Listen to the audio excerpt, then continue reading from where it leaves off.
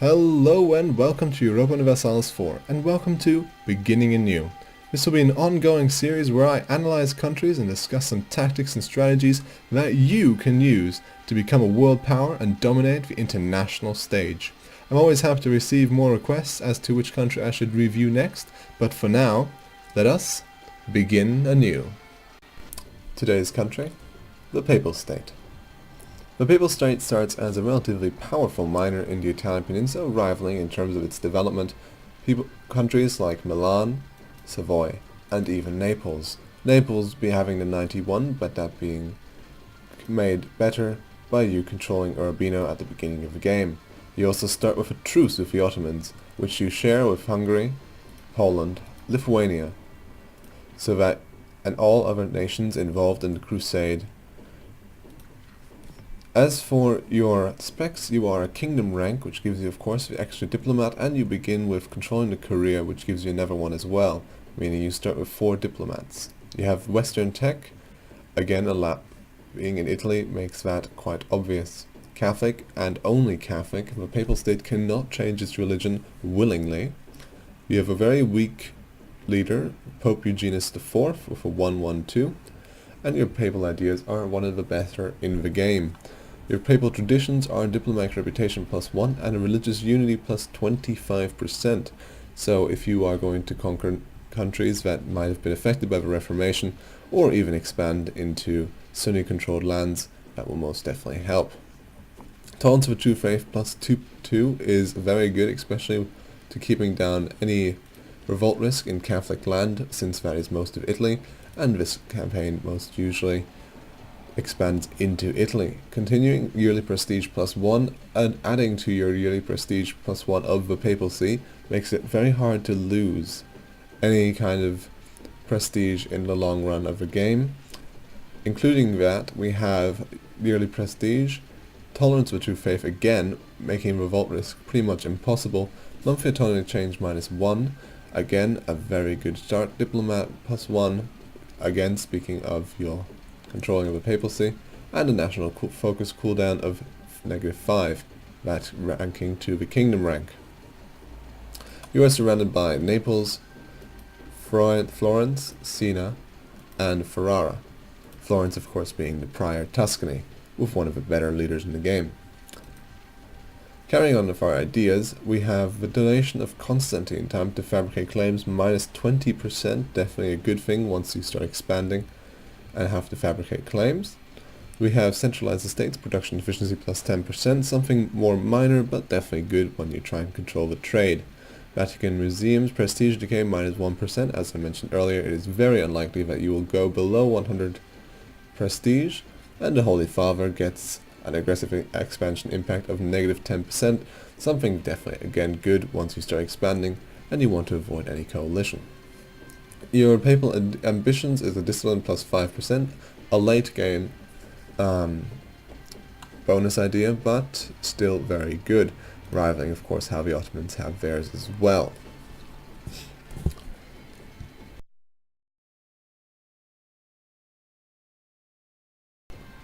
As for the history of the Papal State is relatively one of stagnation. The Papal State never really expanded even into later years, and even at times started to collapse. As you can see, it never really expands past controlling the countries it began with the addition of Ferrara, due to a mission that you get in the beginning of the game. Looking through to the start dates, we can see that it usually stays the same until, for example, 1492, we still control the same provinces as we did before. Continuing to 1618, the Papal State again very much exactly the same, only now that we have controlled Ferrara, and from then on nothing much changes. Historically, of course, the Papal State was more of an administrative nation in terms of the Pope controlling the Catholic leaders of the world, and as such he never really needed to expand in terms of land, he always expanded in terms of influence.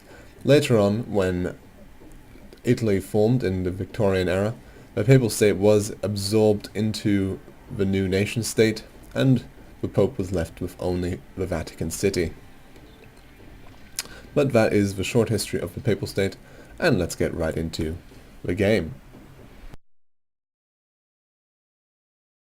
And welcome to in-game. Right, we have our main capital fort in Rome, and we have a secondary castle fort in Rome, making the total fort level of 3. And then, of course, Urbino has her own capital fort as well. We start off with 10,000 men with a force limit of 14,000. Our navy force limit to 17, starting with 15. In terms of tactics, the Papal State is in a precarious situation due to the fact that it is surrounded by the Imperials, or the HRE, of course, if you want to call it that. Imperials gives a good Skyrim reference, but let's not go into that. We have the HRE surrounding us in the north, and from the south we have the union of Naples and Aragon, making the south a very precarious place to be. And if Naples does break free and you have not expanded enough, it is not too uncommon for Naples to try and conquer you. Your best bet usually is to either do one of two things. You can ally Austria, usually helping by doing a rivaling of Venice, if it is possible. Sometimes it is not, which usually Austria also does.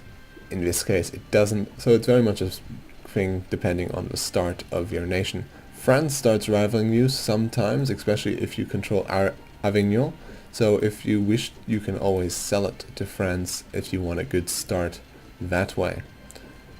Avignon is of course where your second fort is, making your total fort level at 5.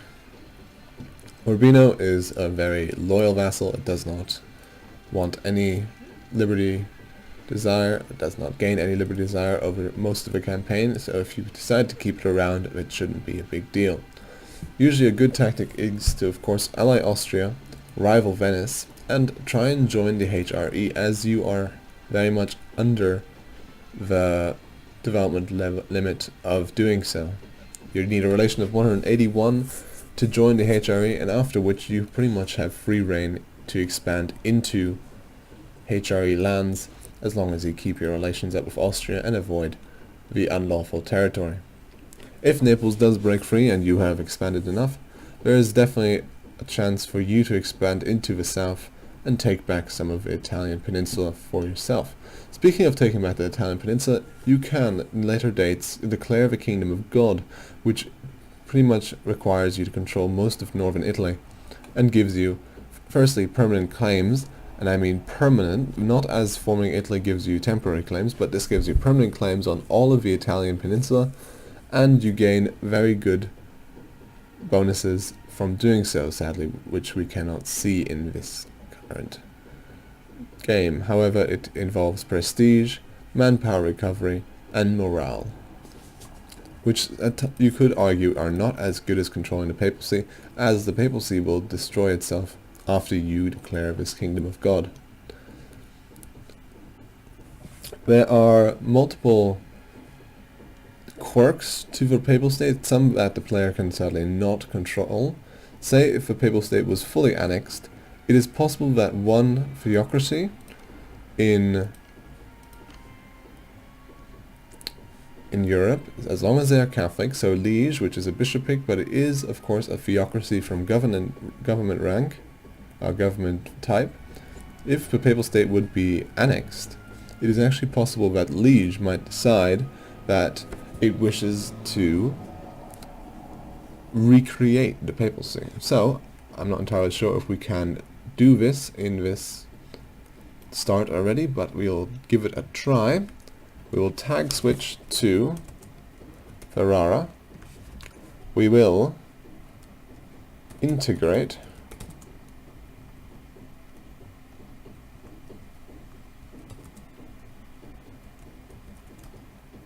We've integrated the Papal State.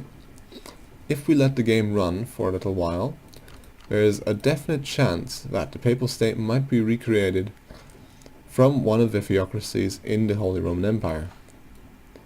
This is of course an event We'll have to see if we can have them be recreated. The Papal State does still control occupation of Rome. Also something that might be important to note, if a country occupies Rome, that is Catholic, it will get a huge modifier that will cause people, as you can see, the Papal State, if it's been annexed by you, this is of course if you're playing as a nation that is not the Papal State, but it's still interesting to note. If the Papal State is annexed, you will have to get an event which says we will never support a state, or Rome is right field of heirs. If the country decides to not support the state, they will firstly lose its stability, but looking at the world in general, we will get a new pope firstly, as the last one was annexed. But there's a chance, here we go, the Papal State is formed out of Würzburg, which is of course a theocracy, and as such you exist again. But that is not what we're trying to talk about today. As I said, your general idea is to expand into Italy, usually using the HRE as a workhorse. If you're lucky, you can get France to be your ally. Let's just swipe back to Papal State. It is good to note that if this happens, that you get recreated as a separate nation, you will not have, well, you will not win the game, as soon as you're annexed, you are destroyed and the game ends. This is of course only if you're not playing as the Papal State and you do annex them. As you can see, if you lose Avignon, France will most likely unrival you, as you have no interest in your nation anymore.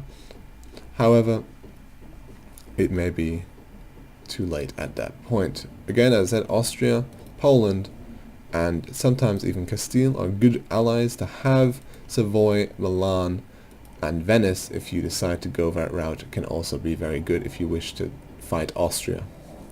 However, that is definitely one of your choices.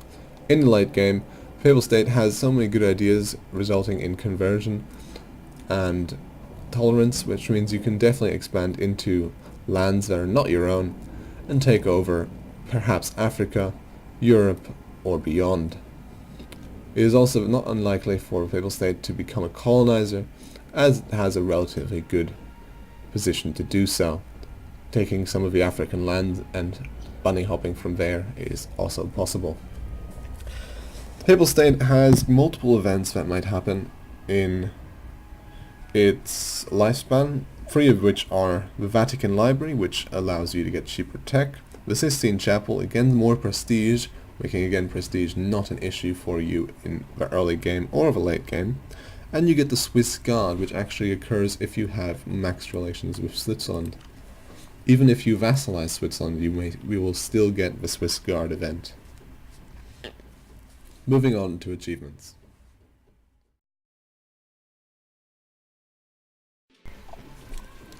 Regarding achievements, the Papal State only has one achievement that only it itself can complete, which is the Holy Trinity, which implies that you have vassalized the Knights, Teutonic Order, and Livonian Order. It is sometimes a misconception that you wish to expand first and then expand into the lands that they control, but it is important to note that both the Knights, the Livonian Order, are both below 100% war score, which means you can instantly annex them if you decide to do so. If you gain powerful allies, say in Poland, Austria, or some of the northern nation, it is definitely possible, perhaps after Poland has invaded the Teutonic Order and taken most of their lands, to just go on a full-on rampage and take Teutonic Order and Livonian Order in one war, as they most likely ally each other, and then simply do another no CB war against the Knights if you are powerful enough to fight Venice. That would be all in terms of achievements, but an achievement in itself is to create the Kingdom of God, which is something most people want to go for. As you can see, France still rivals you. This is definitely something that happens in the newer game because of the new DLCs and the new ways that rivalries work. Anyhow, that was the Papal States. There was not much to see in this regard, as it is of course a minor nation. and the late game is very much depending on how you play. I thank you all for watching. I hope you can send me some more requests in terms of other nations to do. I'm always happy to do anything, even outside of Europe. I could happily do some hordes, or even the Chinese Ming if that is so needed. However, with Ming, of course, there's no need, as I'm quite sure. Again, thanks for watching, and I hope you enjoyed. And I hope you found this very entertaining, yet also slightly interesting.